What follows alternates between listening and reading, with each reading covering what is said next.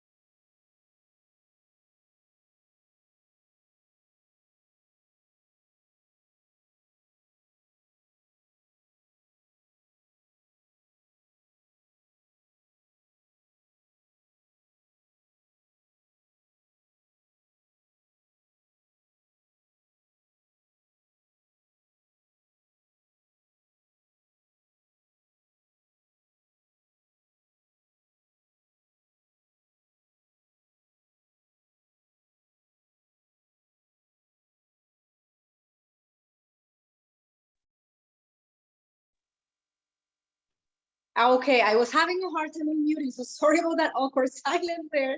I'm just reading through the chat. So Clayton's in Vancouver, rainy Vancouver, it's a little bit rainy where I am as well. I'm in Simcoe in Southern Ontario. Josie, you're in Winnipeg, Saskatoon. Sandra, and Josie says that the picture she has of her profile is her oldest baby, Jade. He or she is beautiful. Awesome. Let's see who else is here. Edmonton Humane Society. Hi, Elizabeth. Hello, Gail in Perth. So awesome to have you all here. Thank you so much for being here. Okay, well, let's see what the time is. I think we can start with the class, and then we'll wait until everybody else joins. So, as I said before, thank you so much for being here. We are unofficially kicking off the Summit for Animals with this live online cooking class. And my name is Natalia Hansen. I am a marketing and communications consultant for Humane Canada, specifically for the events team. And I will be honored to introduce our chef. That's coming up soon, but first I'll go over some housekeeping notes, and we're gonna do a fun game because we have a giveaway. So you're here right now, lucky you, because you can win an awesome prize. Alrighty, so this year's summit, if you've been reading our emails, which I hope you have, because we've been talking about this event for months, this year is a transitional event for Humane Canada, because in the past we used to host this event in person at a different Canadian city. This year, we can't just quite yet fully go back to in person. So we're doing some sessions online, which will be happening throughout the month of May, here and there. They're sprinkled throughout the month so that you can attend as many as possible. And then we also have a hybrid part, which is next week in Banff. It means we're going to get together there, and some sessions, most sessions actually, will be live streamed for everybody who has registered online. So if you are here right now, you'll be able to access all of the online sessions except some that are exclusive for people joining us in Banff. If you have any questions about it, just take a look at the schedule and it'll tell you there which are exclusive. Any questions as well, you can send us an email to events@humanecanada.ca. And as well, you'll see on our PDF schedule that our sessions are scheduled in Mountain Time. So that's Alberta. I believe Saskatchewan is Mountain Time as well. So don't get confused by that. Our online event platform auto adjusts to your own time zone, but you'll hear us through the month referring to Mountain Time. So just don't get confused, because I know it's so easy to think, what? Some people don't even know what time zone they're in. I'm in Ontario, so I'm on Eastern Time. So this class, for instance, on the schedule appears at 1 to 3, which is 3 to 5 for me. Okay, so I'd love to introduce our host who will lead us through this class. But first, a reminder, please have all your ingredients ready to go. If you need to take a moment to go through your pantry or your fridge, please do so right now. For today's activity, we have nutrition professor, researcher, and plant-based chef at George Brown College, Amy Symington, who is joining us from her home kitchen in Toronto. Amy, do you want to say hi quickly? Hello, so happy to be here. Amy has a master's in applied human nutrition with a focus on functional foods and their health benefits. And on top of being a busy mom of 2 young boys, she is doing her PhD in nutritional sciences at the University of Toronto. I have no idea how she does all of this. Amy is the culinary nutrition program coordinator at Gilda's Club Greater Toronto, which is a not-for-profit cancer organization, and she's a culinary nutrition specialist for Humane Society International Canada. She volunteers with Toronto Vegetarian Food Bank as a chef and nutrition consultant and does recipe development and food writing for various publications in Toronto and worldwide. Amy believes in the evidence-based health and environmental benefits of plant-based diets and is the recent author of the Long Table Cookbook, Plant-Based Recipes for Optimal Health. I just got this cookbook myself about 2 weeks ago.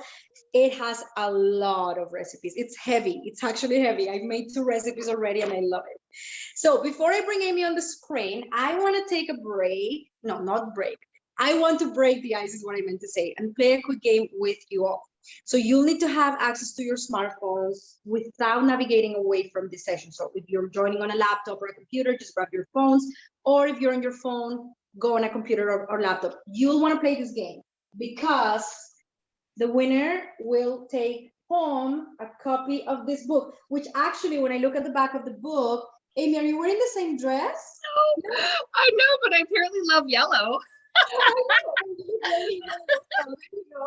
So we're gonna ship a copy of this awesome book to the winner. So this is what you're gonna do. Go on your web browser, again, whether you're on your phone or your computer. I'm gonna share my screen, just give me 2 seconds. Okay, so you're gonna go on a website that's called kahoot.it. Maybe my colleagues Shannon or Mallory can type the name in the chat. KAHOOT.it. Okay, I'm sharing my screen right now so you can see it. When you go on kahoot.it, you're gonna be asked to join by entering a pin. It's the pin you see on the screen right now, 884437. So I'll wait a couple seconds for everybody to join. I'm gonna put in my apron, so we're gonna start cooking soon.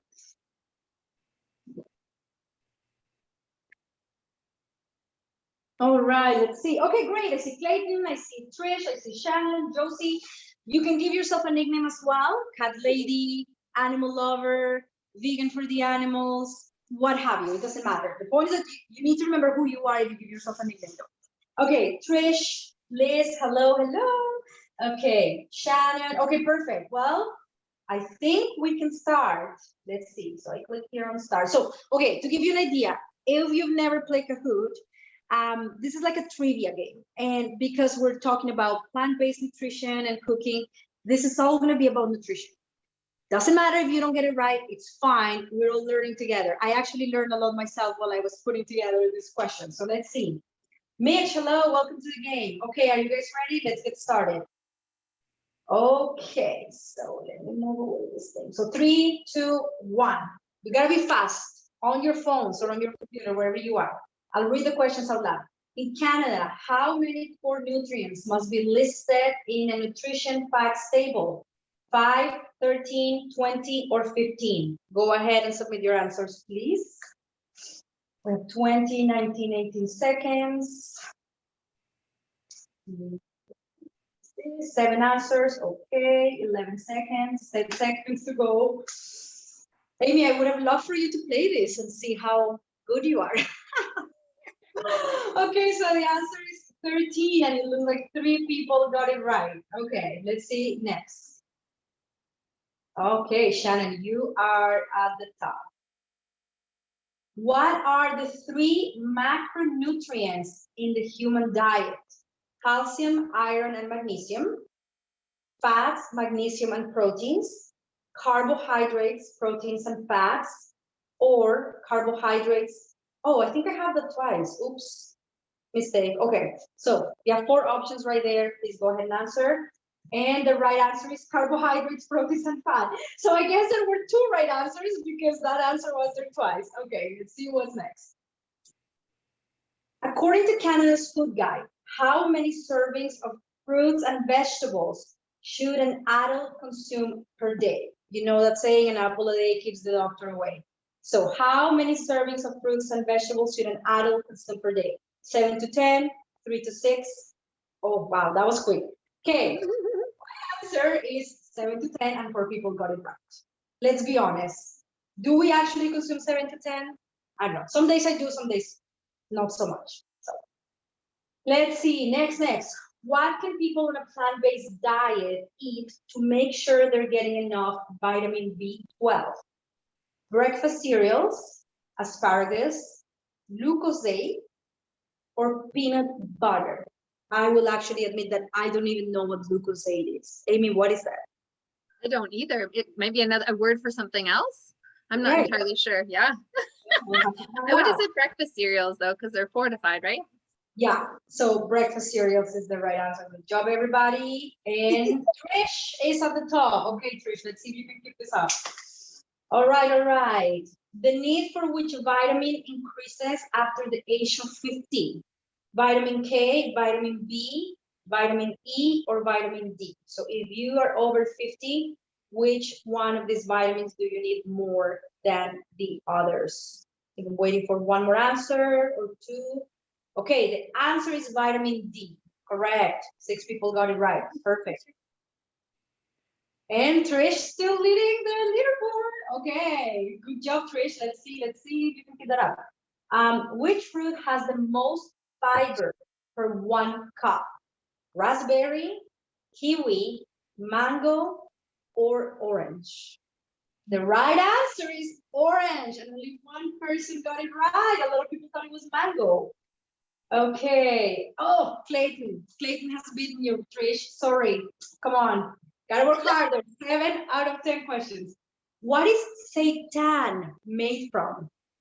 Mushrooms, tofu, hydrated gluten, or nuts and seeds? Seitan. I have to admit that the first time I heard this word, I was like, Satan? Like the devil? What is that? So mushrooms, tofu, hydrated gluten, nuts, and seeds. I'm waiting for 1 answer. There's 1 person who has 7 more seconds. 6, 5, 4, 3, 2, 1, and we're closing. And the right answer is hydrated gluten. Let's see the next question. Who's at the top? Clayton. Okay, you got it. You're still at the top.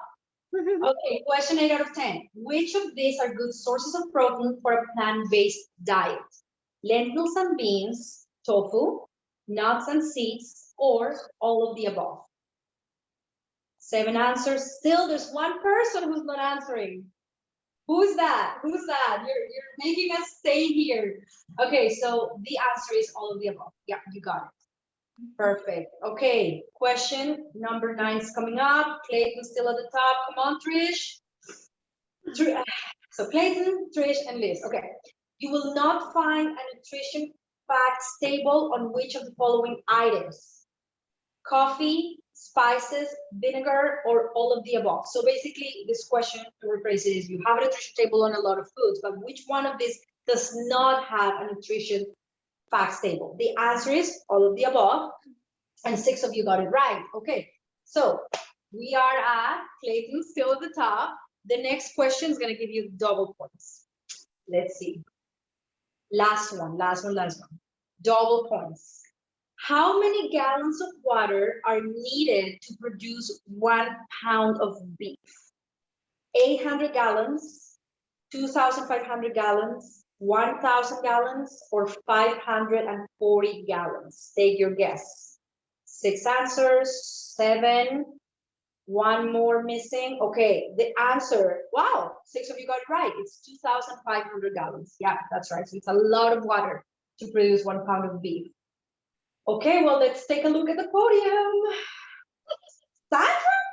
Where did Sandra come from? Oh, no, sorry, Sandra's number 3. I thought Sandra had won it. I thought I never saw it happening. Okay, Trish. Ooh.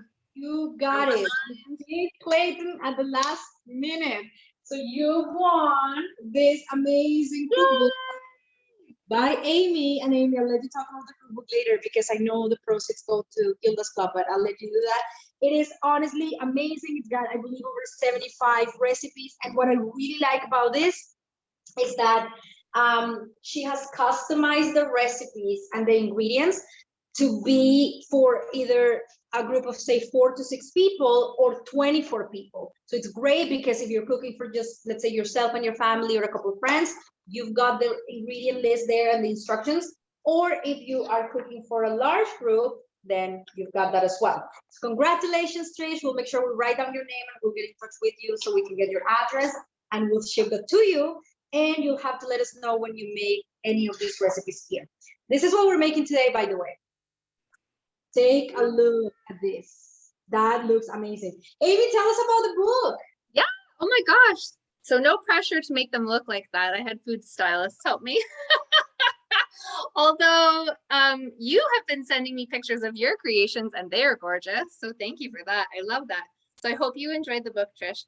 Yeah, just a huge, big fat thank you to Humane Canada for having me today. But yeah, my cookbook, Labor of Love, it was a collaboration between myself, George Brown College. I received a shirt grant, and it's also in collaboration with Gilda's Club Greater Toronto. So it's a not-for-profit cancer organization that provides social, emotional, and nutritional support to those who have been touched by cancer. And as you mentioned, all of my author proceeds go to support their programming. So I always say I don't feel one iota bad about promoting the cookbook because I don't make any money off of it. It all goes to cancer nutrition as well as social and emotional cancer support. That's beautiful. I love it. Thank you. And I believe that this is close to your heart because a family member of yours was yeah. So unfortunately, my mother passed away. It would be, I think it'll be 14 years this coming November. So she passed away of breast cancer. So yes, it's definitely a subject near and dear to my heart.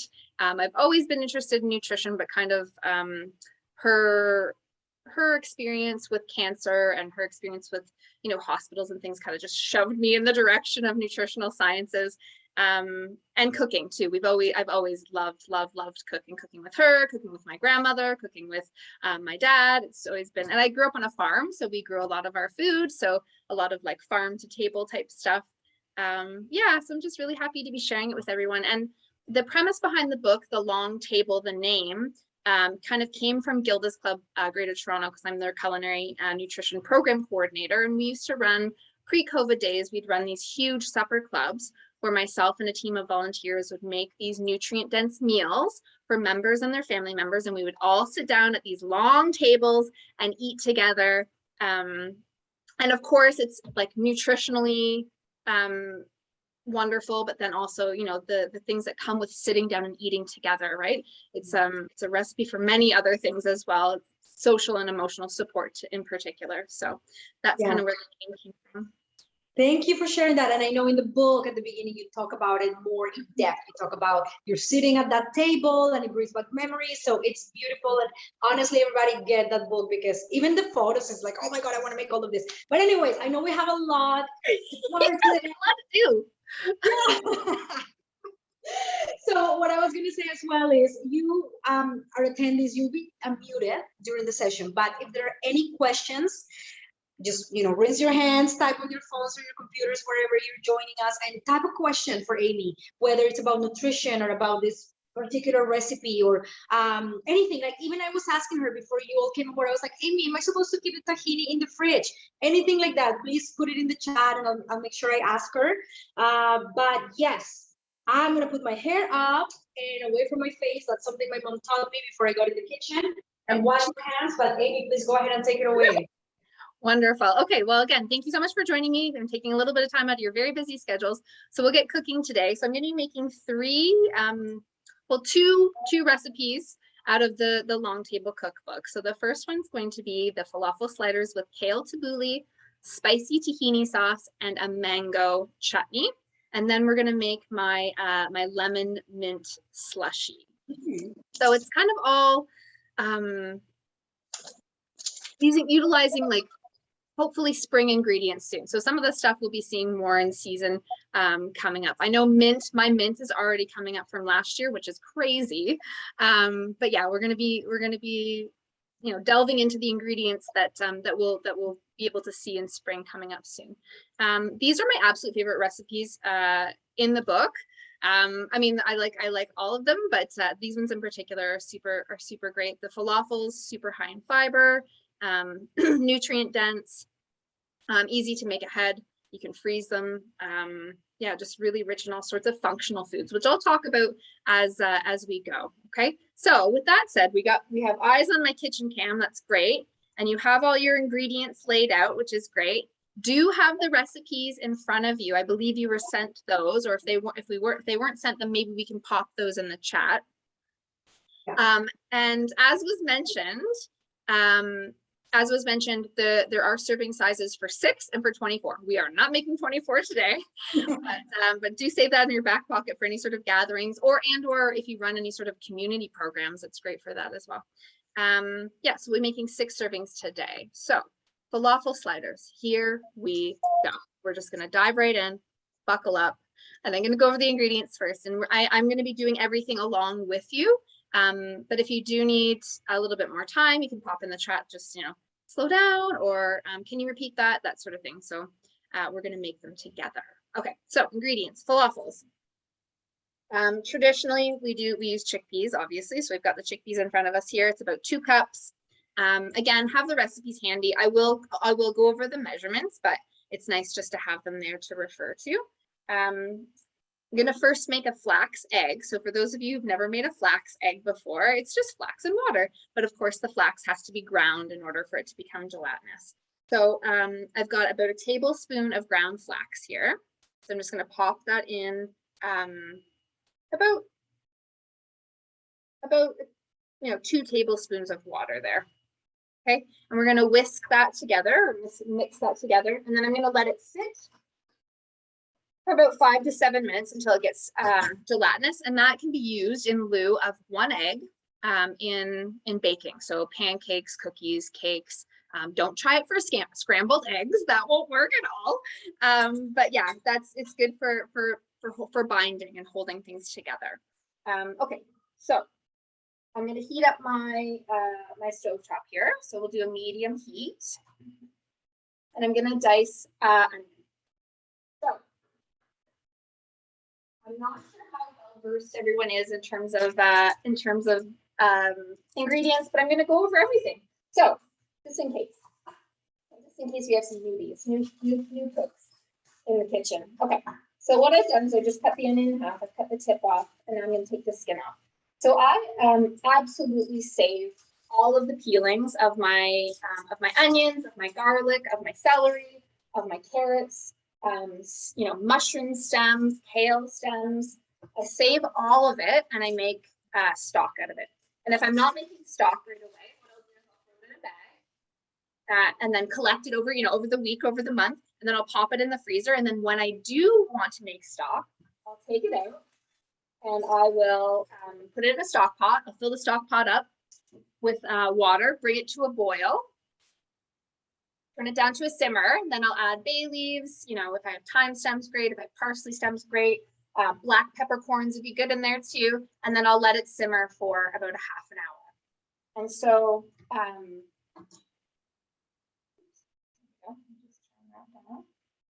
okay. And then, and then you strain it, and you have this delicious, delicious stock. Here we go. So if you've never chopped an onion before, today's the day. So we have it in half here, and I've taken the peelings off, and then you just do little slices, but not all the way through. You want to keep the root intact. And then I'm just going to do a couple horizontal slices, and then you just kind of run your knife through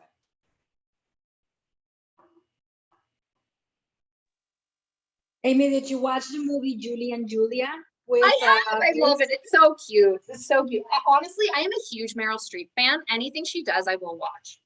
She's awesome. Do you remember when she goes to a cooking class and she can't chop onions? Yeah. And she goes home and she chops like 10 pounds of onions, and her husband comes home and he's like, "Oh my God, I'm crying. What's going on?" Yeah, that's how you learn though, right? That's how you learn for sure. Okay, my pan is just heating up there. Make sure it's on the medium heat. And I'm gonna add, it's about a teaspoon and a half of olive oil. Whatever oil you happen to have on hand is cool. I like using olive oil at lower temperatures. If you get to a certain heat, sometimes oil will start to smoke and then become carcinogenic, and we don't want that, right? We want to make sure that we're, using oils that have a higher smoke point. So things like grapeseed oil, coconut oil is a good one too, peanut oil, sesame oil. Those are all good ones. Okay, so that's going to heat up, and I'm going to put the onions in. So onions, garlic, leeks, they're all part of the Allicin family, which are a great component of an anti-inflammatory diet, a great component of an anti-cancer diet as well. And they just taste good. And they're also prebiotics, which means they help with the growth of the already existing probiotics in your gut. Okay, and then I'm going to grab a couple cloves of garlic. So garlic, Allicin vegetable, but it also contains it's an allium vegetable, but it also contains allicin, which is a powerful antioxidant. Good component again of an anti-inflammatory diet. And when I say anti-inflammatory, I just mean it helps reduce inflammation in the body, which helps reduce chronic disease risk. Which is good for reducing the risk of all the chronic diseases.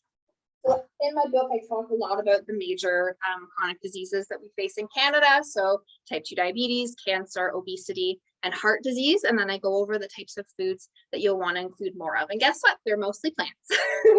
No surprise there. And that's mainly why I focus on plants, because that's where the evidence lies in terms of dietary patterns. If you want to reduce your risk of chronic disease, they're the best ones to get into. Okay, so I'm going to mince 2 cloves of garlic here. There's one. Easy way to get your garlic off is just cut the root kind of off and give it a smash. And then the peels just come right off, easy. And again, I save all of this for stock. And then it's free, nutrient dense. You're minimizing waste. Just as long as there's no like blemishes or dirt on any of the, skins or anything that's left over. Okay, great.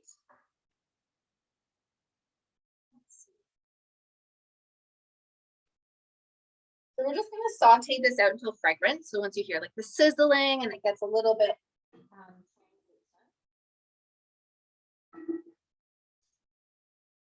right here. And I like to clean as I go. All right, and check out the flaxseed. You start to see that it's starting to gelatinous a little bit. You see that? Nice, great. Another great use for flax eggs is French toast. So if you loved French toast and maybe you're vegan now, you can still have it. Just use the flax egg. It helps to bind. It also helps to make a nice crispy texture on your bread. So easy to eat.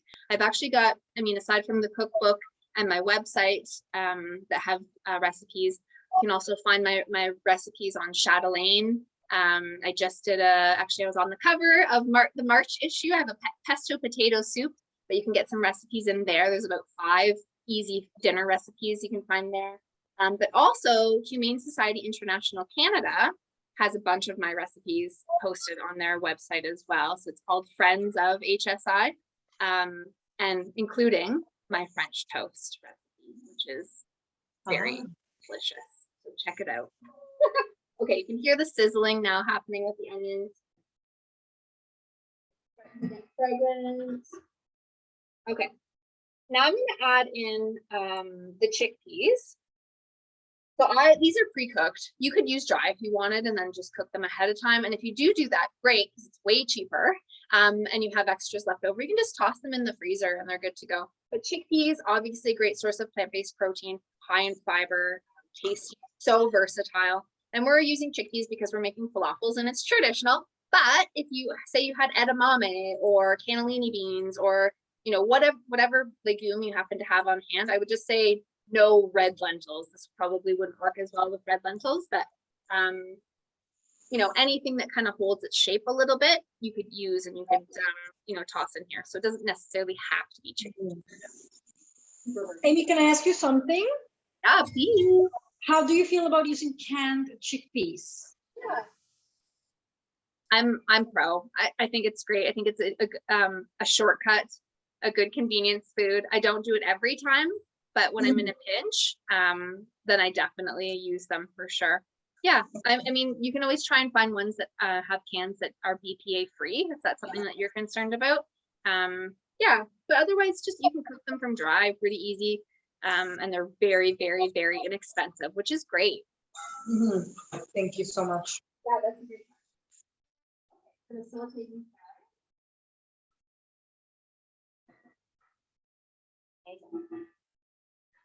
And then the other ingredients, which we're going to add to a food processor. So get your food processor ready if you haven't already. Or if you don't have a food processor, get your potato masher ready. Or if you don't have that, get your fork ready as well as your mussels, because you'll need to mash really a lot. But you have a food processor, great. So get that handy. We're going to be adding in some besan or chickpea flour. So that's half a cup. And then I'm going to be adding in some baking powder, half a teaspoon, 1 teaspoon of cumin, a 1/4 teaspoon of chili powder, a 1/4 teaspoon of salt, and 1/8 of a teaspoon of ground black pepper. We'll be adding those in. I'm also going to be adding some fresh parsley. So that's another great addition to falafels. Cilantro would be really yummy too. Dill would be yummy. Fresh herbs in general are so great to add. They're a leafy green, so you know they have all the benefits of leafy greens, high in fiber, iron, folate, but they're also super flavorful. So they add like an oomph of flavor without added salt, sugar, or unhealthy fat, right? Amy, there's a question in the chat from Gail who says, can this recipe be made in an Instant Pot? Oh gosh. I would say if you wanted to do your chickpeas from dry, definitely do the Instapot. You could probably even throw in the garlic and onions then, and then they would be ready with the spices for sure. I would not put in the baking powder, but all the rest of the stuff I would omit the besan and the baking powder and the fresh parsley, but everything else you could probably put in ahead of time, particularly if you're cooking your chickpeas from dry. But if you're not and you're using canned, this is way faster, just doing it on the stovetop. Yeah, that's a great question. Sometimes it's nice to make those like, you know, those shortcuts, right? I know I love my Instapot. I usually use it for grains and Me too. I love mine as well. And did you know that's a Canadian product? Didn't know that. You are just a wealth of information. Right? I could just go on Who Wants to Be a Millionaire and probably win something. all your money. But yeah, thanks for that question, Gail. That was great. How's everybody doing? Yeah, everybody doing. Give me a thumbs down if you're not doing okay. That's true. Gail has a thumbs up. I see Sandra's camera's on. She's good. Yeah, I think everybody's good so far. Awesome. Okay. So I'm going to take the chickpea mixture and I'm going to put it into the food processor now. Okay, along with my other ingredients.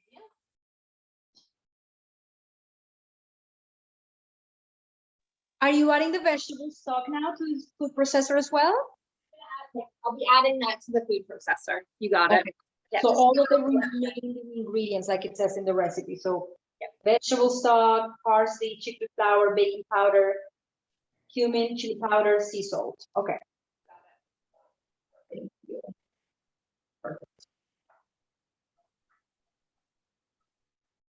Oh my gosh. Honestly, you could just saute garlic. Oh my gosh, what are you making?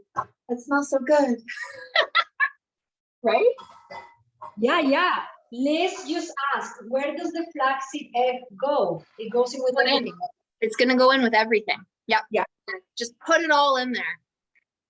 Put it all in there and hope for the best. No, just kidding. It'll turn out. Okay, so parsley in.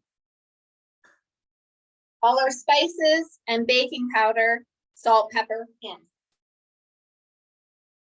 Our half a cup of besan or chickpea flour. Also, if you don't have chickpea flour, no worries. You can use regular flour. That's totally fine too, or whatever flour you happen to have. This just adds a bit of extra protein, right? Because it's based, it's made out of chickpeas.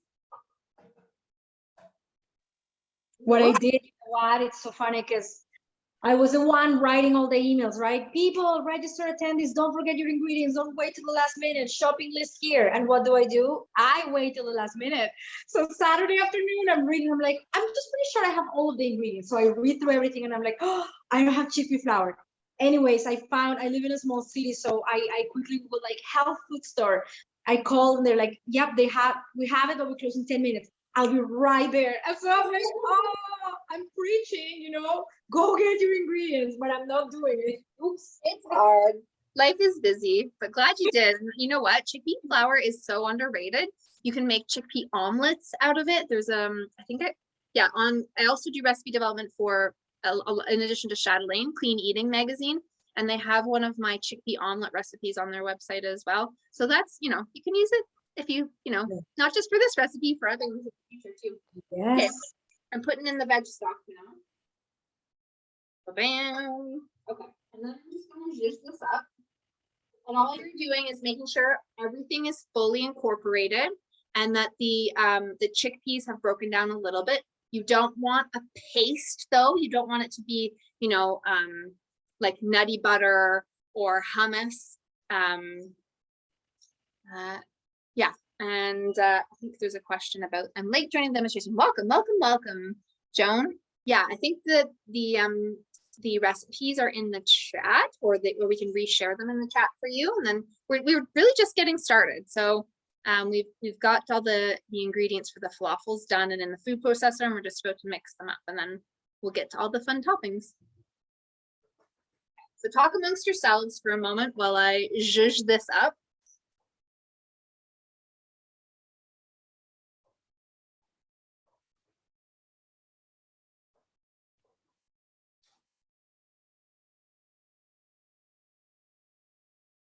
And if you need to scrape down the sides, do it.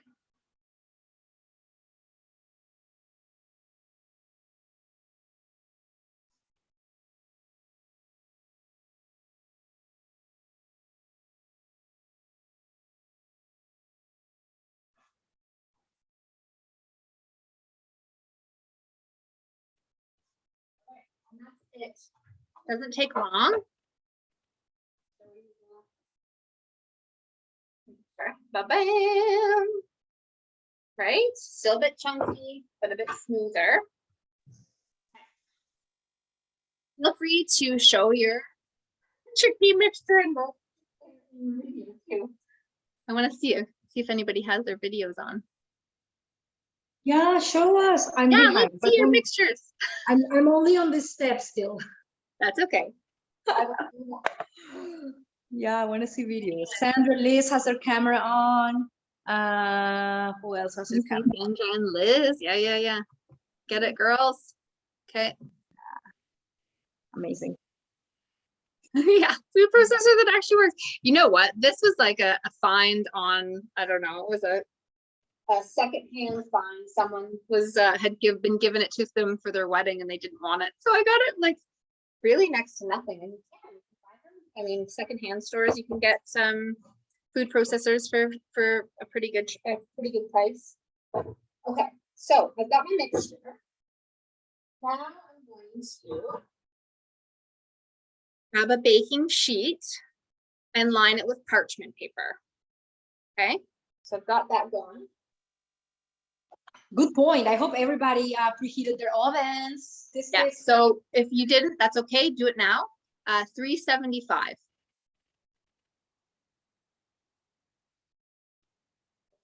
We still have to roll, so that will take a few minutes. Yay, okay. So got our mixture. Now I've got a 1/4 cup measurement here, and I'm just gonna use this to make the balls. So first, for safety purposes, I'm gonna take out the blade. Good idea. Still want all those goodies. Put it aside, not in the sink. Knives and blades never in the sink, beside the sink. A little chef tip for you. Chef safety tip for you. Okay. I love that you shared that in the book as well. The book What? really Oh, you read it? Oh my goodness. Oh yeah, no, I was a nerd. I was reading and reading about, you know, all the nutrients and words that I had never heard of in my life that I was like, how do you pronounce this? But okay. That's amazing. Love it. Okay. So I'm actually gonna take my dough out of the processor so it's a little bit easier. Handle. But yeah, safety first, always in the kitchen. Especially when you're in the kitchen a lot, right? So I'm just grabbing a bowl and I'm gonna put everything in here. And then I think mine's a little bit wet, which is okay, it happens. Different chickpeas have different moisture contents, even the canned ones. So I'm gonna add a little bit more flour to mine.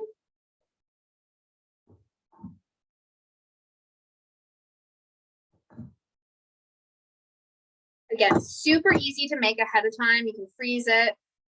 Little people like it. My kids absolutely adore it.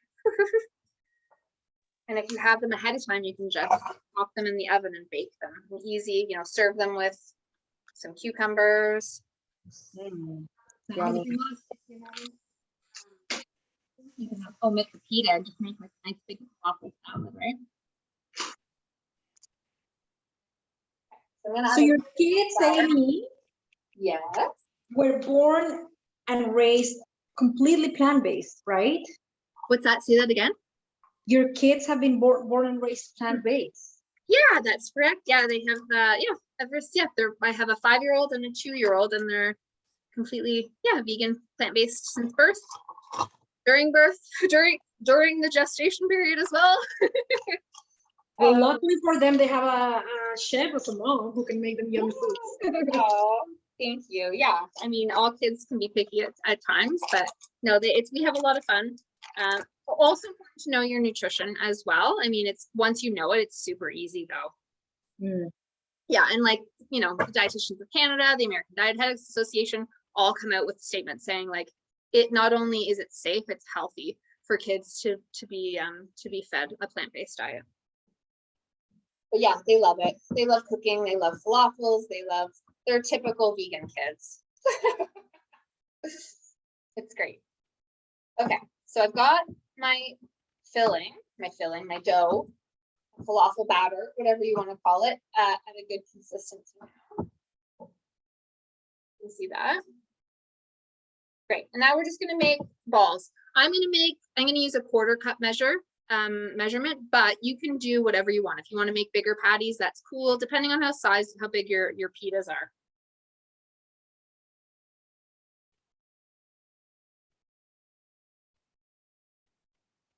I don't know what the weather is like where y'all are, but here it's a little bit rainy. But a couple of days ago, we had the most wonderful taste of summer. It was beautiful and sunny, and all I wanted to do was sit outside. Same where I am. I'm not too far from you, Amy. I'm in Southern Ontario, south of Hamilton, and it's same, like chilly and rainy. And I was chatting with Mallory, my colleague who's in Ottawa, and she's telling me like, I'm wearing shorts and t-shirts. I'm like, what? Shorts and a t-shirt. That's amazing. Yeah, like, what are you talking about? We have another question from Gail, who says, do you ever use silicone liners, I guess, for your baking? Yes, the answer is yes. I have some. I love them. Yeah, you can use those and you don't have to throw the parchment out, right? It saves on parchment. Yeah, I love silicone liners. I use them for muffins too. Yeah, that's a great question. And you can get them anywhere. Make sure too that they, they're non-toxic and all the things. Okay. You can see my patties are coming along. Again, just using a 1/4 cup measure. And once these are cooked, like once we've baked them, that's when I freeze them. So then you really just reheat it, right? I was actually just thinking about that because you're talking about freezing them. So you don't freeze the dough, you freeze them baked. Yes. You totally could freeze the dough, but then you would have some work to do after, right? And you want to wait till it thaws, which is totally fine. But it's nice to have them already, like, kind of like fast food, right? Whole fast food. So another question from Gail, continuing on the subject of the silicone liners, and maybe you'll know this, Amy. So she's just wondering if it's safe because it does have a strong smell. So are there any, for instance, you were talking about the canned chickpeas, we should look for cans that are BPA free. So is there anything in those silicone liners that we should be mindful of? Yeah, I mean, that's a really great question. I know if you're getting some like knockoff ones, sometimes there's products or the ingredients within it that aren't great, especially when you're heating them up, and be cognizant of that. This is definitely not my area of expertise, but I do know the ones that I have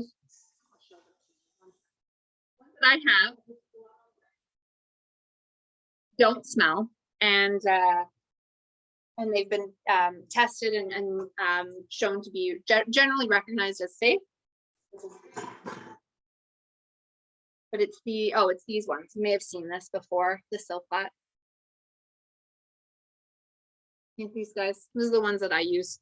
And that's the brand, Silpat? Yeah. Silpat, okay. Yeah. I don't get paid for any of that. I just like them, and they clean really nice. They don't smell. At the time I did a lot of research, but that was years ago, so I've kind of forgotten, but it's yeah, you just want to make sure you're not using plastic, like essentially plastic, right? But again, if that's not something you're comfortable with, that's totally fine. Parchment paper is great as well, or you can even just grease your baking sheets. Okay, I'm about to pull out myself the parchment paper. Okay, wonderful. So I've got 7 cute little patties here. How's everybody doing? You doing okay? Amazing. Okay. I'm gonna brush these. So in the recipe, it doesn't indicate that they need to be brushed. They don't. If you don't want to add additional oil here, you don't have to. I like it just for a little extra crispiness, but again, it doesn't require it. But if you were to, make these on the stove top, you would of course heat up a little bit of oil. Make sure the pan's hot first, add the oil. Once the oil's hot, then you would add the falafel patties.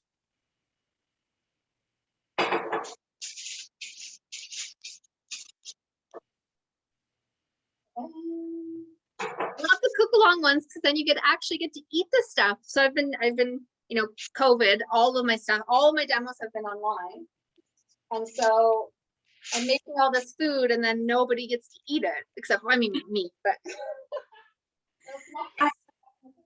I remember, Amy, when you launched your book, which, correct me if I'm wrong, but I think it was in 2018 or 2019, and you were posting, I think on your Instagram account, the behind the scenes when your food stylists were taking the photos, and I'm watching all of that and I'm like, oh, my mouth is watering because they make it look so beautiful, right? And I think I sent you a message that said like, I'll volunteer to eat all of the scraps. I don't care if they're cold, because I always wonder, like, what happens with that? Like, did you actually eat them? I love how you just asked that, because I was so adamant that nothing got wasted on our shoots, that they didn't use any weird stuff so that the food wasn't edible. And we would, my team and I, so I had a bunch of students help me with the preparation and the food styling. And then I had actual food stylists, and then my photographer and their staff. We would all sit down at noon and eat the food. We would eat it when none of it would go to waste. Everybody would take stuff home. If there's any sort of unperishable foods or food items, I would take those to Gilda's club and I would use it in a supper club programming. We just really made sure that nothing got wasted. So, but yeah, it does happen quite a bit. just based like anecdotally based on food stylists I've spoken with. Huh, that's too bad. Especially when it's so delicious. Yeah, thank you. Yeah. I just posted today. I was like, oh, that was 4 years ago is when we were actually doing all the stuff for the cookbook. Wow. Oh, it feels like an eternity. So much fun. Okay, I'm gonna pop these in the oven now. So we're gonna put them in the oven. Depending on the size that you've done, it takes anywhere from 30 to 40 minutes. So if you made smaller balls, it'll take less time. The bigger patties take a little bit more time. What I'm gonna do is I'm gonna set a timer for 20 minutes and then we'll flip these at 20 minutes and then probably do another 10, 15, depending on how far along they are. Okay, so I'll pop them in the oven.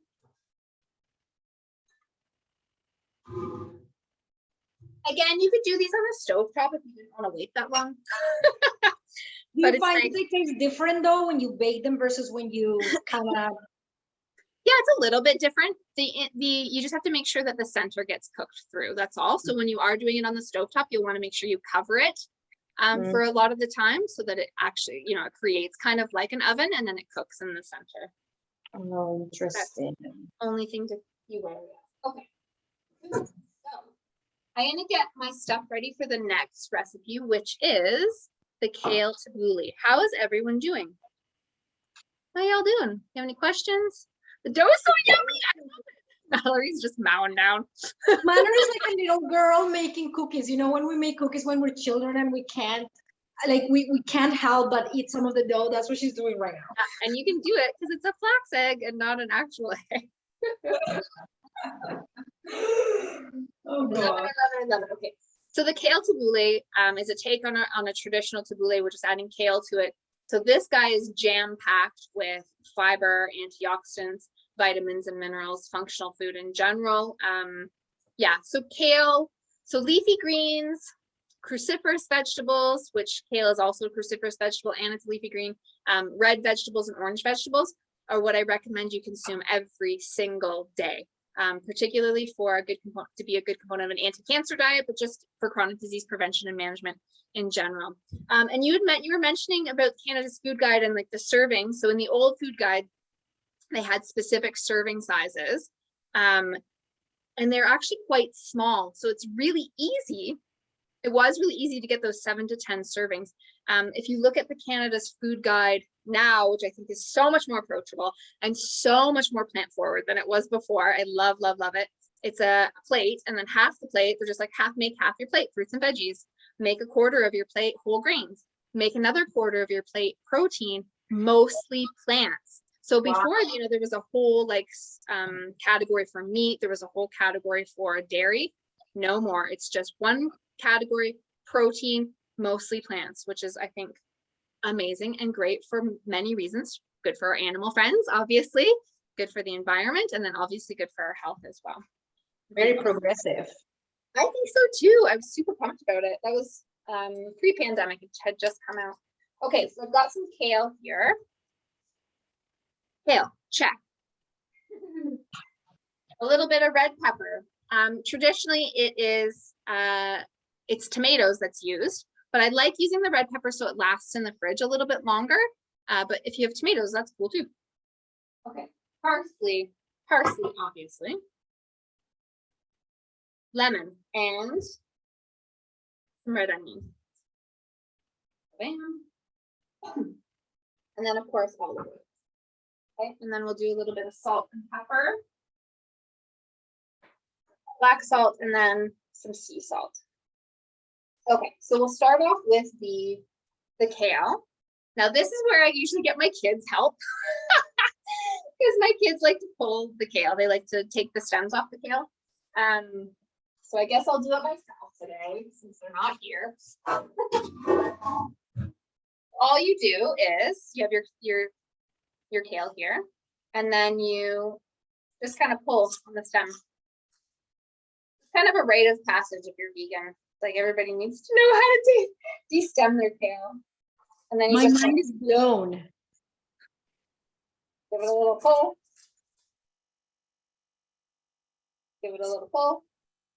You could also do it like You could do it this method. We also call it the book method, where you like hold it like this, and then you pull upwards like that.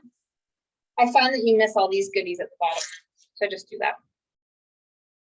And of course, if you see any leaves that are not edible, take those off while you're doing this.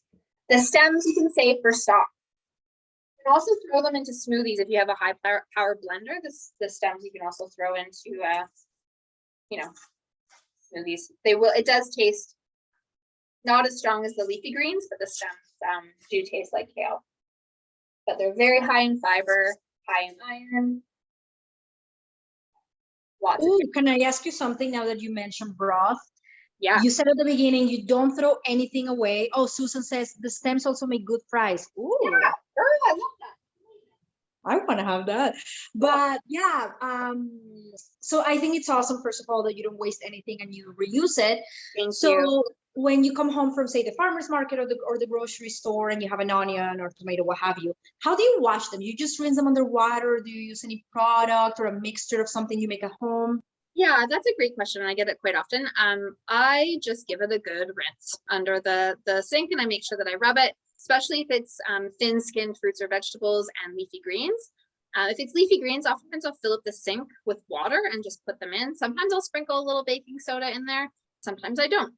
That helps to get rid of any sort of residual like herbicides or pesticides that are on your produce. But you don't have to use fancy detergent like fruit and vegetable detergents that are for sale. You know, sometimes some people will use the baking soda method. Some people will add a little bit of vinegar to it as well. Whatever you're comfortable with, just make sure after you do that, just rinsing it thoroughly and then drying it. Yeah, good question though. Good to know. All right, here we go. So I'm going to use maybe half of this. Put the other half over here. I'll save it for kale chips or to add into my smoothie later. But I'm just going to finely chop the kale. Okay. And as I said, kale, super high in fiber, high in iron, you know, contains lutein, which is a powerful antioxidant. It also contains beta carotene, which turns into vitamin A in our body. So it means it's, you know, a good source of vitamin A. Vitamin A and beta carotene. They're vitamins which are good for all sorts of things like eyes and immune function and skin. But also it's an antioxidant, so it combats free radicals in the body, which reduces again inflammation, which reduces your risk of overall chronic disease. I'm sure you can sense a pattern here. Get the fruits and vegetables into you as much as possible, or the plant-based foods into you as much as possible. And I'm going to try and do it fine.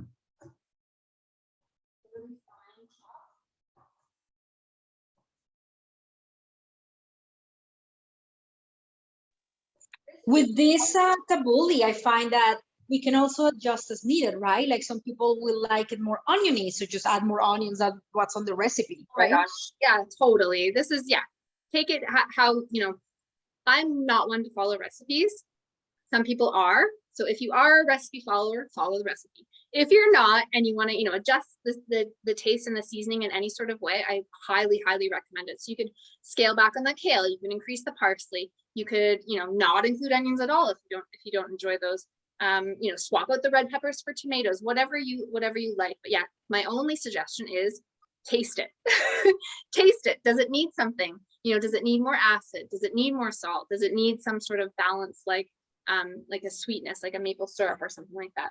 But yeah, you can totally just do it to taste. I gotta say, that's why personally I like cooking. I don't like baking. I don't enjoy baking because I find baking is so precise. Like if you mess up half a teaspoon and you read half a tablespoon of baking powder or what have you, you mess it up. I feel like with cooking you have more leeway, and I don't like to follow instructions, you know, so much. So I like cooking more than baking. I feel ya. You know what? You can always find a good baking recipe that you love and you've got down, and then you can change the like garnish. So like you can change the chocolate chips to blueberries, or you can add coconut or mango, you know what I mean? Whatever you happen to have on hand. So that might make you feel like you're a little bit more creative and innovative. I don't know. That's what I think. So we've got the kale, good to go there. Now I'm going to add the parsley in. Parsley, so rich in vitamin C. Again, it's a leafy green, even though it's also leafy green. So again, keep those stems for stock. And you can also chop up the stems as long as you're doing it really finely. You can chop up the stems into boulet. That's what restaurants do. They use the majority of the stems because save some cost, right? But just make sure that they're finely chopped. Great for. Might not be a first date food though. You get all those greens in your. That's hilarious. And look, the worst thing that can happen is when you have a piece of parsley or cilantro or something green in your teeth and nobody tells you. Oh my gosh, totally. Yeah, you know you're good when you immediately like, oh, you got some energy. Okay, now I'm going to do some red pepper. So red pepper is, as I said, a red vegetable. Get it into every day as much as possible. But it also contains high levels of vitamin C. It actually contains more vitamin C than citrus fruit, particularly if it's uncooked. If you start to cook any foods that are rich in vitamin C, they start to lose their vitamin C. That's not to say you should never cook foods that are rich in vitamin C. It's just, something good to keep in mind. But yeah, peppers, really high source of vitamin C until you cook them. Oh, so fresh and delicious. Oh my goodness. It smells so great. Again, this is where you could throw in the tomatoes if you want to use tomatoes instead. And that's traditional to boulet, but of course it doesn't keep as long in the fridge because over time the tomatoes will lose water, right?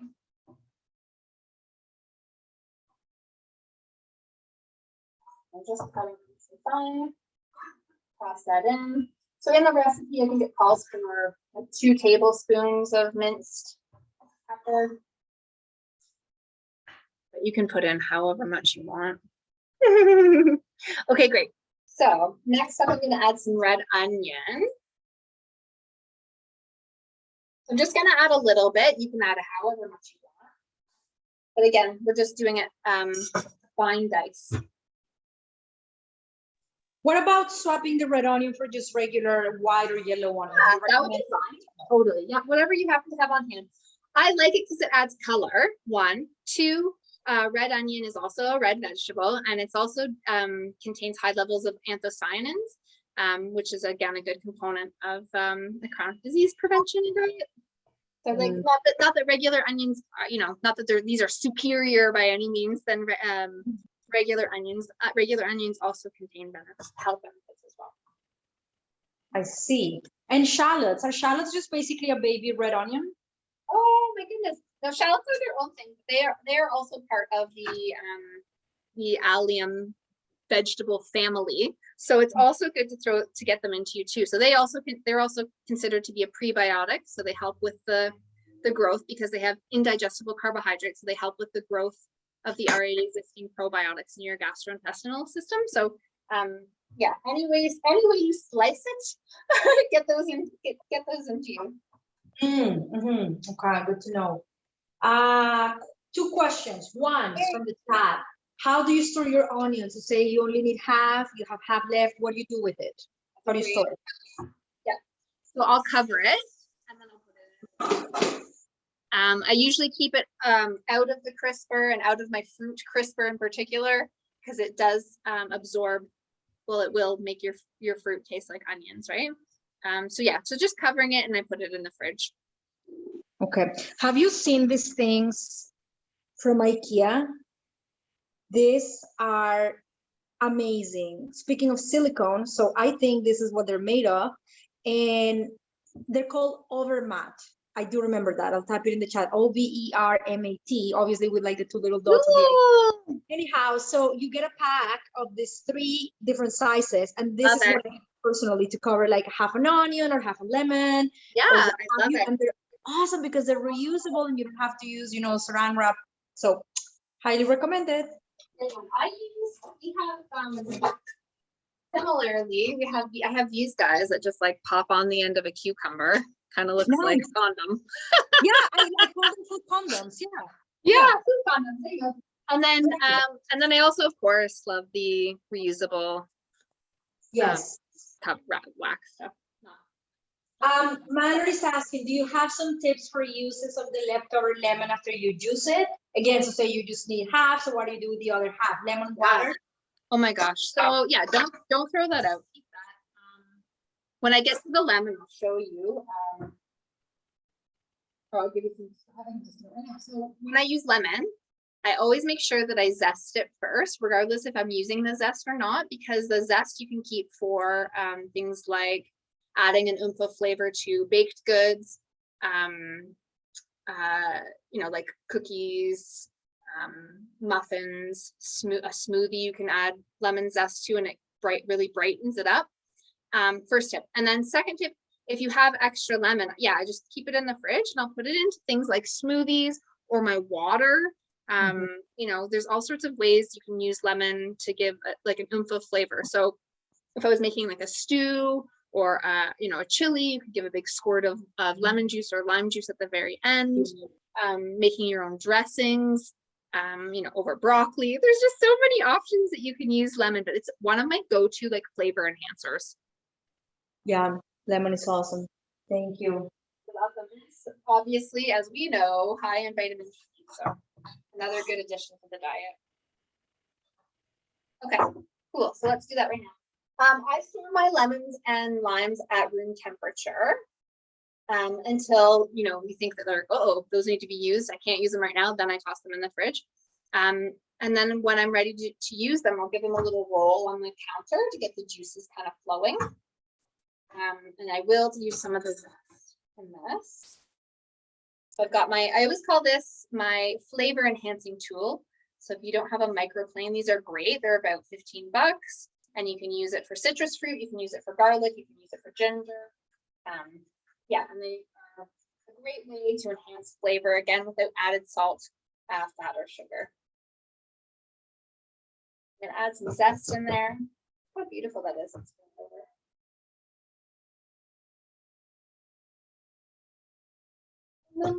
Okay, and then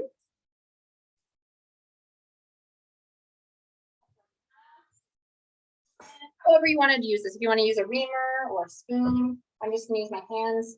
There's no seeds in this one. You do want to be wary of the seeds. And if you see a seed pop out, grab it. But sometimes you'll do it upside down this way. Or you can use, obviously, have one of these guys, you could use that as well. Whatever works. Obviously, if you're using your hands, making sure they're very clean. Okay. Now we're going to have a little bit of olive oil, so about 2 teaspoons. I'll add in there.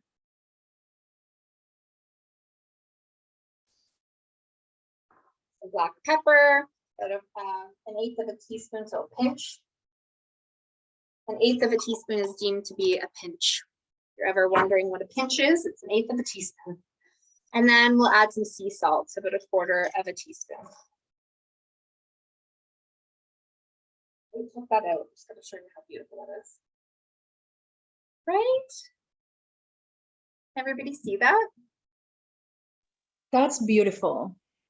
Right? Doesn't that look nice? I'm going to mix it up. How are we all doing? We have our falafels in the oven. That's the most important thing.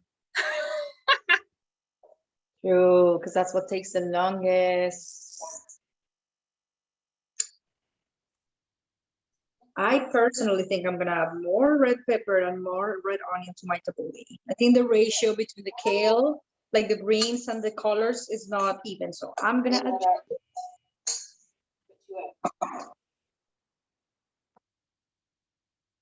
Yeah, I also have some orange and red tomato. I mean, the world is your oyster. Whatever you got, use it. So this can be made in advance because kale is so sturdy that it will last in the fridge. So even if you put lemon juice and oil on it, it will hold up. My timer is going off to check on my falafels here.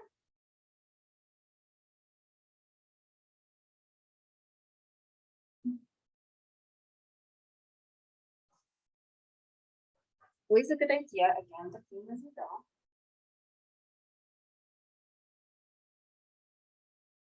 You know what's really great? You can use any sort of legumes. Edamame makes it look so beautiful. So if you ever want to try this recipe again using edamame, I highly recommend it.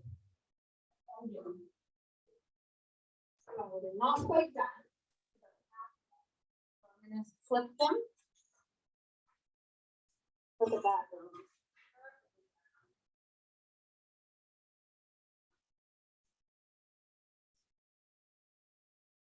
Oh, beautiful. And that's the side that didn't even get any oil, right? So you can still get a nice brown color without added oil if you don't want to add that in. Okay, back in they go. Did everybody get a chance to see that? I just want to make sure. They look beautiful and golden and crispy. Right? Okay, going back in for a little bit more time. We'll put it on for another, I'm going to do 10 minutes and check on them. Great. Okay, so tabbouleh.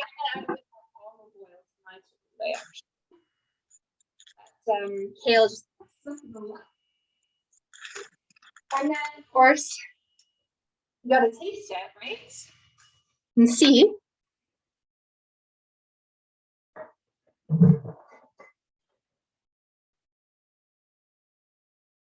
So you'll have to tell me if I have parts. So much fiber, so much flavor. Let's try that out.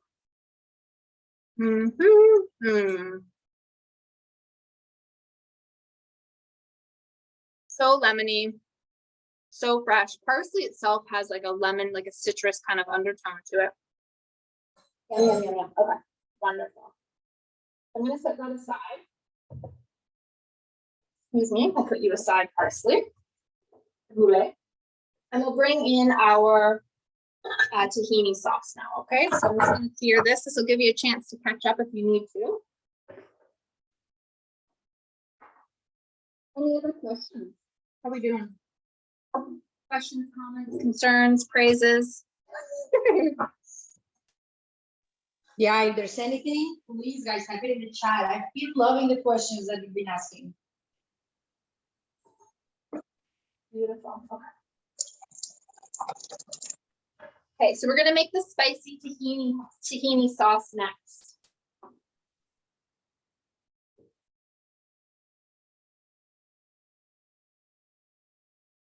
Here we go. All right, so tahini. I like to store it upside down. I don't know if you saw that I was storing it like this, so that when you take the lid off, it's the oil's already mixed in. That's so smart. Because otherwise you're having to stir it, it's getting all over the jar, and then guess what? Your jar is just oily for the rest of its life. So what I have here is I have 2 tablespoons of water. Right there, 2 tablespoons, and I'm gonna put 3 tablespoons of tahini in. So this is a sauce you can make extra of, because guess what? It goes with so many things.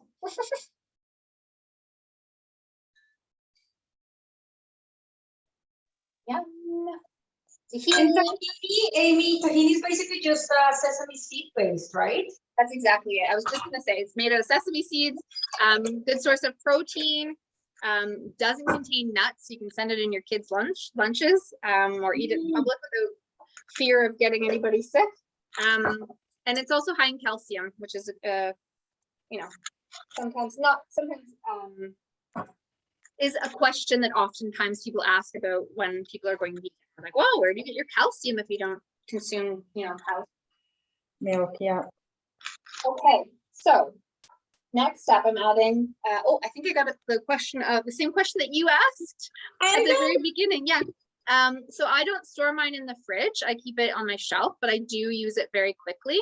If you say you're going to be storing it for a few months, then I would recommend putting it in the fridge. But if you know you're going to use it, take it out maybe an hour before, because it's a lot easier to get the butter out, right? Otherwise, it's a bit hard. Okay, I'm gonna throw in some maple syrup. So maple syrup, it's about 2 teaspoons. And then I'm gonna add the salt and cayenne. So if you're not a spicy fan, then don't add the cayenne. You could add other things though. You could add cumin, you know, whatever you fancy. But I'm gonna do the cayenne. The cayenne's about 1/8 of a teaspoon, again a pinch, and the sea salt about 1/8 of a teaspoon. Add that in. And then I'm gonna add some more lemon. So I actually have another half a lemon, so I'll just use that.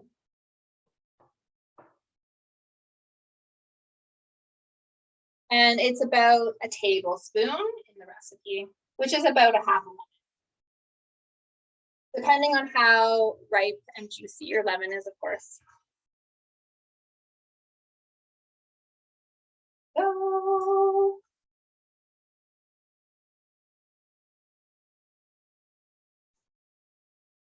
Okay, great.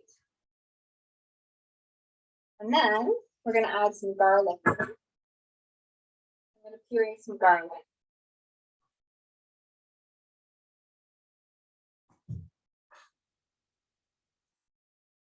Again, get my handy dandy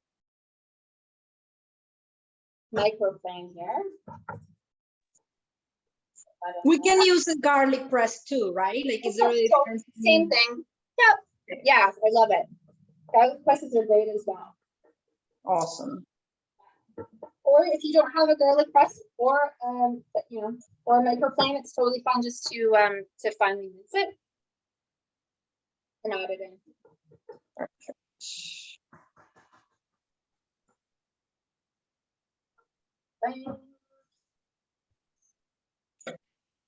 Okay, and then we mix. So we have the tahini, 3 tablespoons of tahini, 2 tablespoons of water, 1 tablespoon of lemon juice, 2 teaspoons of maple syrup, 1 clove pureed of garlic, and 2 big pinches of sea salt and black pepper. So I'm going to use a fork to do this. Whisk it up.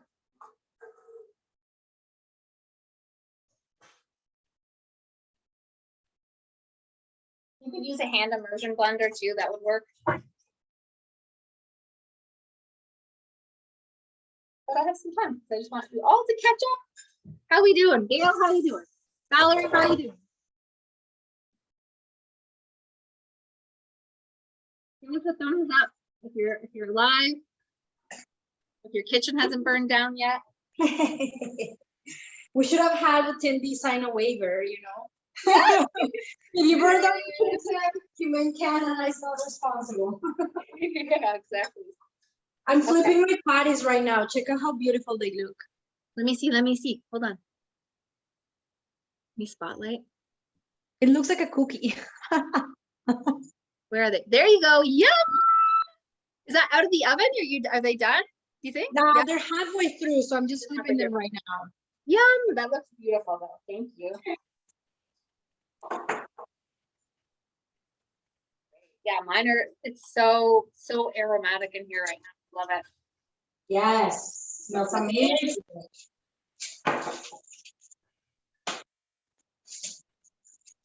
And see, and this is easy to make ahead of time. If you are going to store this in the fridge for a couple days, don't add the garlic though. Okay, garlic and oil sitting for 2 to 3 days it can potentially increase your risk of obtaining botulism. So we don't want that. So yeah, so just make sure that if you are going to store it, don't add the garlic until you actually want to use it. Interesting. Yeah, otherwise it will last for like up to a week or 2. It's just it's lemon, it's fat, it's salt. There we go. So that's the consistency you kind of want. See that? So we'll set that aside. Ba-bam. Sauce is done. Feel free to drink it if you want to. Okay, and then next up is the mango chutney.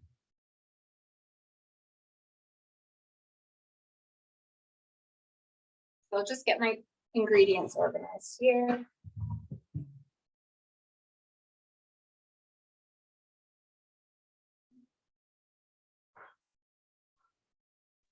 Mallory says she accidentally added too much lemon juice to her tahini, but it's still so good. Yay! Oh, that's okay. That's a happy mistake. And I know in the book the recipe is originally papaya chutney, but we talked about how you wanted to use mango for this time just because it's usually easier to find. Yeah. So if we were to use papaya, do we just follow the exact same instructions that you're about to show us, but with the papaya? Yeah. In the cookbook, it's just one papaya. So for 6 servings, like 1 papaya, which is about 500 grams. And papayas are bigger than mangoes, so I've got 2 mangoes. If you couldn't find mangoes, then frozen mangoes are fine as well, or whatever seasonal fruit you want to use, to be honest, would be really yummy recipe as well. I did not plan how well the mangoes match my sweater, but they do. You really like that color. I don't know why. I don't have that many things in this color, but I do. Okay, there's my timer. I'm gonna check on those.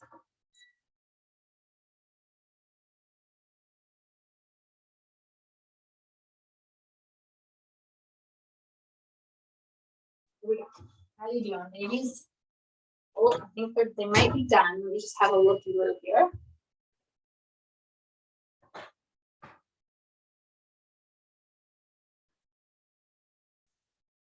Woo! Yes.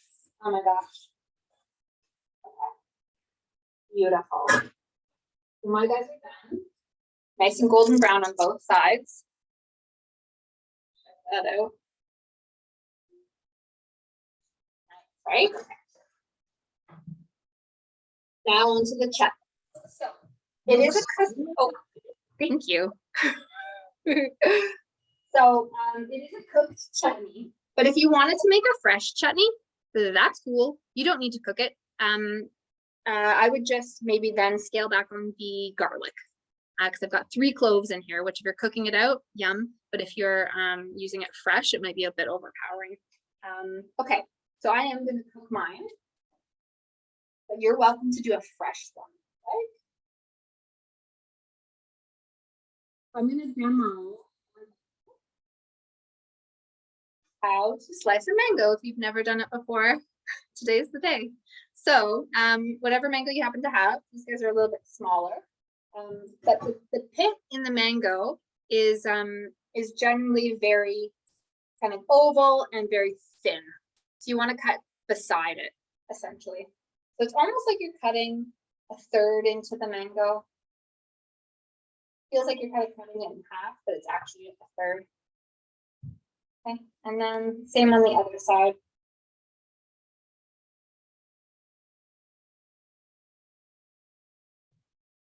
Great, we've got our halves there.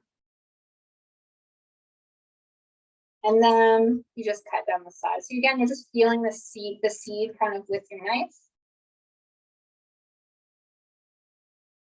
And then if you can get any more kind of meat off of it, do that. You see there's any big chunks. You don't want any of the goodness to go to waste. Mangoes also very high in vitamin C, high in fiber, high in water content, and just beautiful.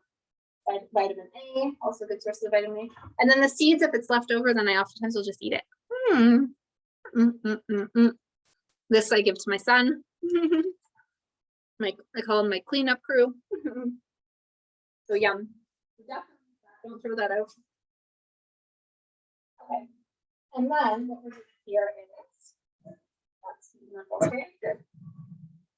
Then we're going to get rid of the skin. So we've got some more pieces here. So we'll just chop up. And then cutting kind of lines. And then going back over it kind of patches across the mango. And then I always joke with my son, he loves eating it. I'll do this for him and then I'll turn it into a hedgehog and then he'll put it on his head like a little hat. But anyways, it's nice to eat just like this. But if you're not going to eat it just like that, then grab a spoon and just scoop out the squares.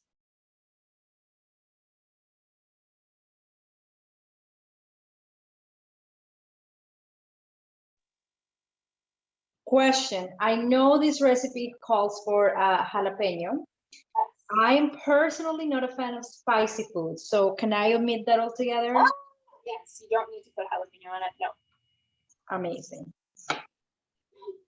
I, however, love spicy foods. I will put yours and mine. But yeah, of course, again, make it to your taste, whatever, you know. My husband doesn't particularly enjoy spicy food, so when I make stuff, I usually make it to accommodate him. So But you do like spicy food, Amy?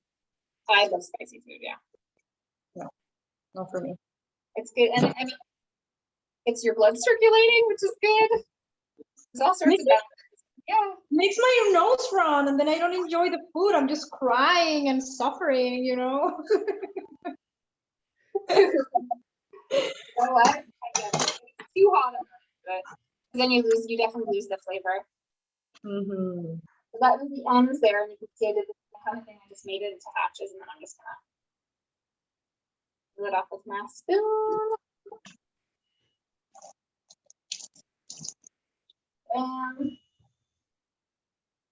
In some ways, frozen mangoes is a little bit easier because there's no skin. And you know what? They're oftentimes grown, you know, where they actually grow, right? And they're picked when they're ready, and then frozen immediately after. So sometimes the frozen ones can be a little bit more flavorful than the fresh ones that have to, you know, take a truck all the way to Ontario or wherever you live. So again, if you wanted to use seasonal local fruit, please feel free to do that. Yeah. Okay, so I've got my mangoes. Great. I'm gonna add in some olive oil here. Whatever you happen to have on hand, grapeseed oil would be good as well. And then we're gonna add the garlic. So I got a couple cloves. I'm gonna make a little bit less. So the recipe makes 6 servings. I'm gonna make about half of the recipe, so I'll do that. So I'm just gonna add 1 big fat clove. You're welcome if you're making this for just 2 people or yourself. You're welcome to cut the recipes in half. They do very well when you scale them up or scale them down.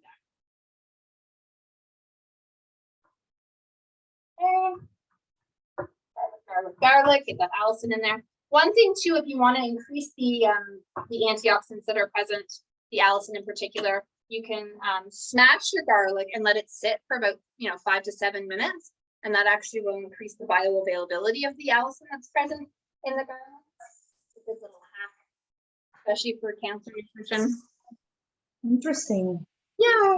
Also good for heart health. I should say that too. I haven't talked about that, but garlic in particular is good for supporting good immune function, but also good heart health as well. Okay, jalapenos, mine are going in. I'm going to the pot, and I'm going to leave my seeds in because I'm wild and crazy. Any sort of pepper contains capsaicin, and it's again, a really powerful antioxidant. So if you're not into it, don't worry. Can I just show the state of my kitchen right now? I have to say, I love cooking, but I also love making a mess. And I'm so glad my partner's not home right now because he would probably have a heart attack. Like, check out this mess. You know what? If you didn't make a mess, did you really cook? Please tell me that real chefs make a huge mess so I can feel better about myself. It's not clean right now. I'll show you my sink after. Okay, so got that in there. I'm just going to turn it down. I don't want the garlic to burn too much. I'm putting in some mustard seeds. So about half a teaspoon of yellow mustard seeds. The recipe calls for crushed coriander seeds. I don't have any on hand today, so I'm just going to use ground coriander. And so in the recipe, it's 1 teaspoon. So I'm doing about a half a teaspoon for my half recipe. And then yellow mustard seed, and then we're going to put the mango in.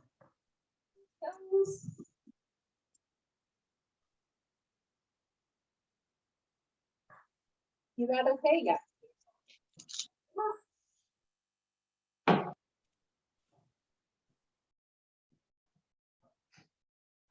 Yeah, you can make this fresh and it would be super yummy too.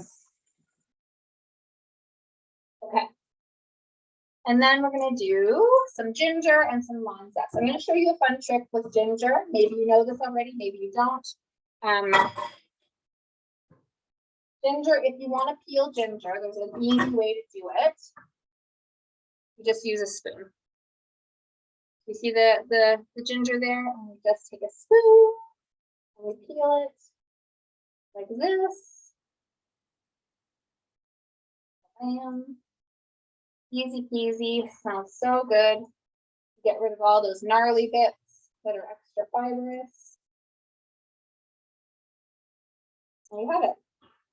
Boom. Maybe you knew that trick, maybe you didn't. I like to save the peelings if I'm making tea. Great for digestion. Ginger contains gingerol, which is a great component of the diet. Good for nausea, obviously. And it just tastes super yummy. I put some ginger in. You could puree this if you wanted to use your microplane. I'm just gonna finely chop it.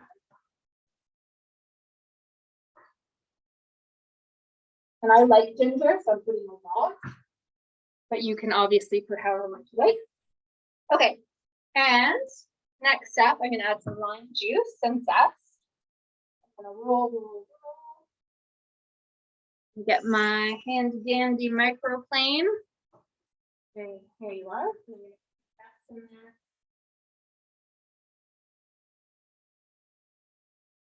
You don't want to go too far down. If you go past the white part, it's bitter.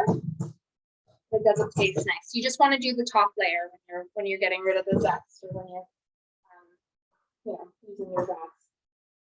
Okay. And then I'm going to split some lime juice. So it's 4 teaspoons. So I'm going to do 2 teaspoons. So I'm doing like half.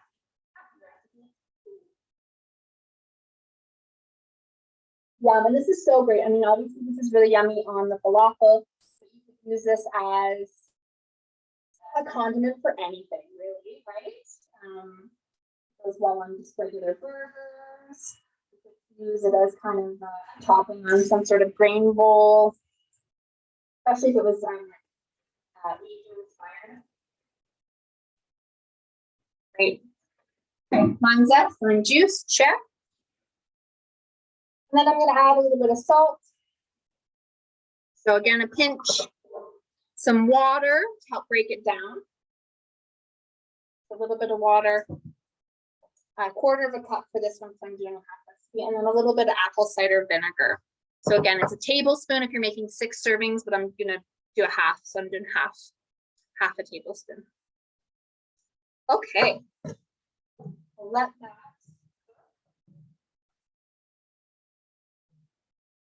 So then this guy, what do you want to do is you want to bring it up to a boil, reduce it to a simmer, and then you just let it simmer really for as long as you want. The recipe calls for 20 minutes, stirring occasionally. Depending on how long you cook it, it will get, more sweet and more caramelized. If you just want to cook out, say, the onions, or sorry, the garlic and the jalapenos, that's done probably in about 5 to 10 minutes. So whichever you like. I'm going to cook that until the water is reduced and it's like nice and kind of gelatinous and a bit sweet. Okay. That's that. And while that's cooking, we're going to make the drink that goes along with today's little workshop. How's everybody doing? I want to check in, see how everybody's making out. It was a lot. Liz, Sandra, I'm just seeing who has their camera on. Everybody else doesn't. Who knows if they're actually cooking? They're probably napping and they say they're still. Oh, in that case, I wish I could send some of the falafel to you after the fact to eat, but you'll have to make it. You'll have to make it at home sometime for your loved ones. That's one of my favorite things. I mean, during COVID, obviously having big, long dinners at long tables is not necessarily something that's going to happen, but being a little porch fairy is nice. You make the food at home and then you go and distribute it to people's porches or eat with people on their porches, and the weather is getting nicer, so you can do that. I have a question, and I know you talk about this in your book, because again, I am a nerd, and I read it from beginning to end. And you talk about, Gail says she has to watch first and try to cook it later, because she joined a little bit later. That's okay. No? Yeah. Yeah, so you talk about putting seeds in and nuts in the freezer so that they last longer, and I started doing that, so thank you. What about flowers? Because I'm now starting to kind of clean up, and I'm packing up my chickpea flowers. So can flowers be kept in the pantry, or do you recommend them in the fridge or freezer too? Yeah, I keep mine in the pantry. Yeah, Okay. I purchased enough like we do have a lot. I do keep a lot of flour around the house, but I use it, and I use a lot of it. So what you don't want to happen is you have the same flour for years. You want it to be used up in like 3 to 6 months. But yeah, I just keep it on the shelves. If it's something like almond flour, that goes in the freezer or the fridge. And that's because it's a nut, you don't want it to go rancid. And I oftentimes will buy that in bulk. So I do keep that in the freezer. That's a great question. Awesome, good to know. And I guess just if you keep it in your pantry, just seal very well, right? Whether it's in a container, in a jar, or with a clip or something, so moisture doesn't get in it. Okay. Exactly. Yeah, moisture we don't want in there. Obviously, animals we don't want in there. Okay, so get the ingredients ready for the slushy, and this is super easy. This couldn't be easier. Literally, it's just mint, ice, ginger, and lemon. That's it. A little bit of maple syrup I'm going to throw in there too.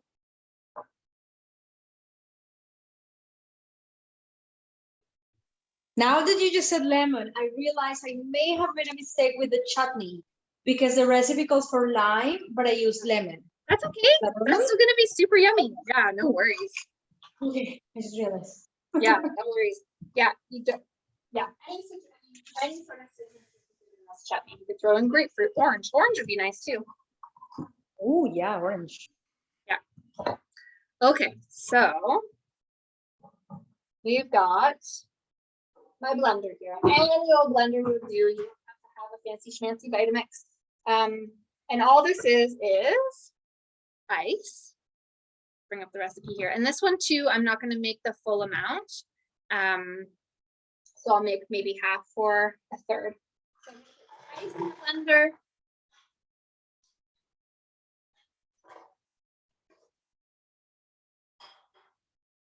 A little bit of ginger, so just a knob, and you notice I'm not peeling it. I'm just going to throw that in. I like that extra fiber. And again, as I said, I'm using a high-powered blender, so that's cool. I'm going to put a couple teaspoons of maple syrup in. Again, you could do this to taste. Great. And then some fresh mint. So in the recipe, it's about a cup and a half. I'm going to do about a half cup. Yum. Oh my gosh, it's so fragrant and wonderful. This one I'd like to also add, I'm not going to do it here, but I like to add sometimes hemp seeds, so that increases the protein, since hemp seeds are a complete protein and they contain all 9 essential amino acids that our body requires, so that's great. And they're also an omega-3 fatty acid, and you don't taste them, so sometimes I literally put hemp seeds in everything. That's a good addition. You could put it in the tabbouleh too. The tabbouleh would be really nice with hemp seeds. Hemp seeds are amazing. I love them as well. And they're Canadian, right? It's a Canadian product. So, okay. Oh, I didn't know that. Yeah. Great. Wow. Okay. And then I'm going to add some lemon, obviously. So we'll cut that in half and I'll juice that. Ooh. Now that I think about it, don't hemp seeds come from Manitoba? That's right. Yeah, they do. I think. Ah, thank you, Manitoba. That's a great gift. Yes. I guess Manitoba is not known for a lot of things, but I'm grateful for their hemp seeds. Yeah. And well, the West, like Western Canada in general is really just great for that, all that sort of stuff, like pulses in particular, as well as hemp seeds, right? So thank you, Canada. Yeah. I think we're like the second largest producer of pulses in the world. It's pretty great. Okay, and so I've got a whole lemon here. I'm making sure not to get the seeds in there. You can see my chutney in the back kind of cooking away.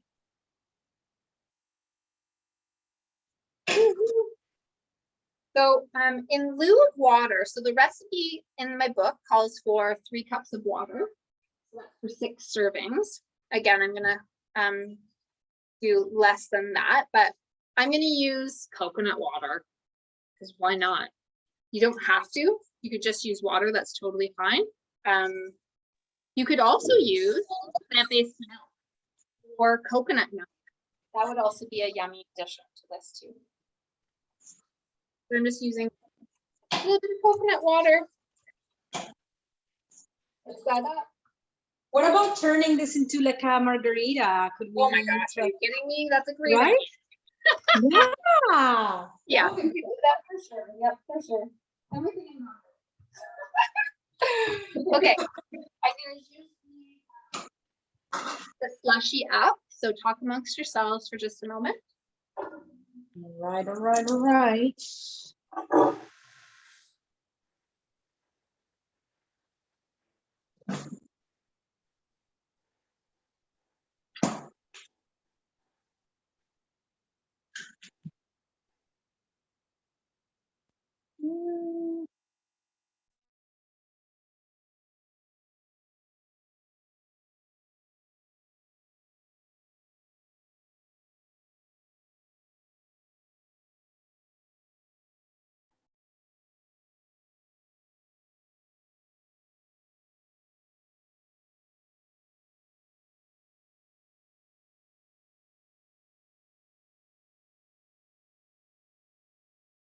Okay. And there you have it. Bye-bye. Look at how beautiful green that is. That looks so refreshing. Right? Okay, and then just pour it into your cup. And if you have a little mint sprig there. You see the slushiness. Yum! And my kids love this. If I have extra, which I do, I oftentimes will pop it into popsicle molds, throw that in the freezer, and then you have a cool treat another time. That, isn't that look beautiful? Easy peasy, and it's so delicious and refreshing. You're getting your leafy greens, you're getting your vitamin C. Also too, and I've said this, I say this in my book too, when you're eating leafy greens or beans, try and couple it with a vitamin C rich food because it helps with the bioavailability of the iron that's present. Okay. Oh, that's interesting to know. We are going to plate our falafel. I hope you're doing okay. Thanks for tuning in. I'm going to bring in some of the final goods.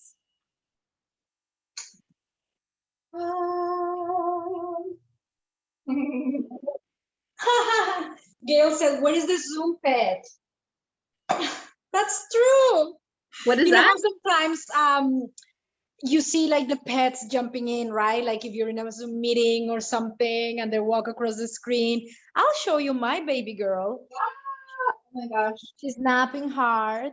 Let's see. You gotta pull her. You gotta pin that. I can't see it. Where are you? This is Sammy, for anyone who sees her. Hi, Sammy. Oh, you're so sweet. This is another reason why we eat the way we do, just for you, Sammy. Exactly. So I'm getting a pita here.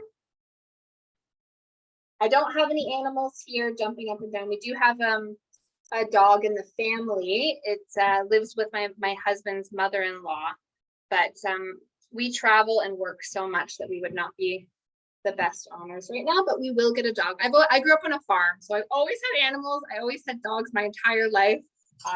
You'll see my tea towel has little dachshunds on it. I love it. Yeah. At one point we will get an animal. I had hamster. We had everything on the farm. But yeah, it's hard when you're busy, right? You want to be a good owner. Okay. So we take Nana's dog for a walk. There's Skippy. He's just, okay. Is your family dog in Toronto? So my family lives 3 hours southwest of Toronto. That's where I grew up on my family farm. I'm 8th generation, so it was established in 1834. My dad still lives there and farms. And my husband's family lives in Toronto, and they actually live like really close by, like a 5-minute walk from here. So we get to see quite a bit, which is really nice. Okay. I'm gonna plate now. So we've got our beautiful falafel. First, actually, I want to put a little bit of sauce down. So, nobody likes a dry falafel, right? Nobody. So it's always good to put a little bit of sauce on the bottom, right? Maybe a little bit on the top too. Put our falafel on. Bam. Okay. Next, we want to stir our chutney.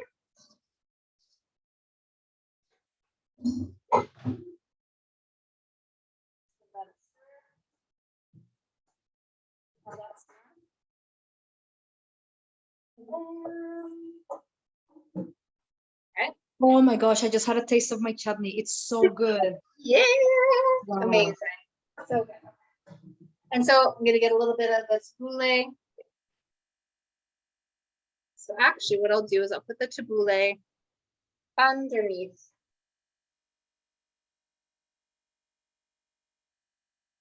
the falafel. Right? Yum. Love it, love it, love it. Then we're gonna put some of the chutney. I like having chutney on the side just in case it needs. So put some in this beautiful little bowl.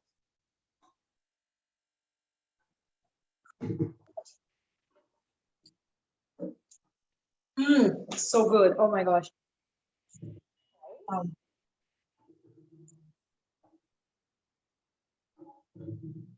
Wonderful. Little spoon to go with it.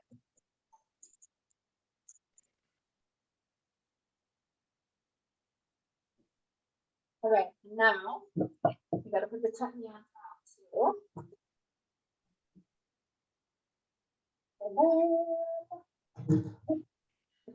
And then I also have a little bit of fresh cilantro greens. I'm just going to put those on top as well. Doesn't that look pretty?